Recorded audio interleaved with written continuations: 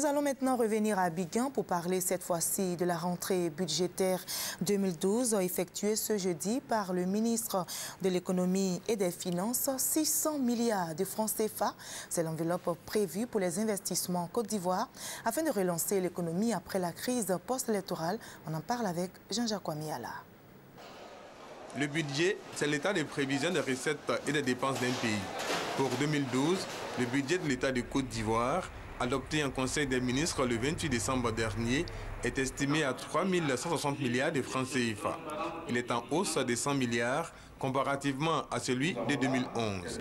Ce jeudi, au cours de la rentrée budgétaire, la Direction générale de l'économie, les 3 régies financières et la Direction générale du budget et des finances, cheville ouvrière de l'élaboration du budget, ont présenté les caractéristiques du budget 2012. Avec la normalisation de la situation sociopolitique, le ministre de l'économie et des finances, Charles Kofi Dibi, a précisé que le budget 2012 consacre au chapitre des investissements plus de 600 milliards de francs CFA pour la relance des activités économiques.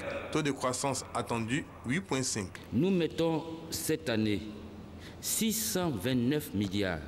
Nous devons réaliser effectivement les 629 milliards d'investissements.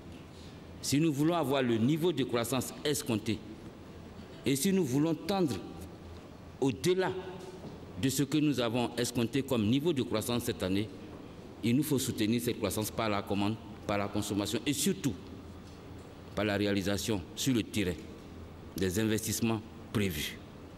Outre les dépenses d'investissement, le budget 2012 accorde une place de choix à l'amélioration des conditions de vie des populations.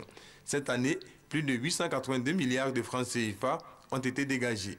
Cette rentrée budgétaire a été également l'occasion pour les invités d'avoir une idée de la future brigade de lutte contre la corruption. Cette brigade, qui va voir le jour avant fin mars 2012, va traquer et réprimer la corruption au sein du ministère de l'économie et des finances.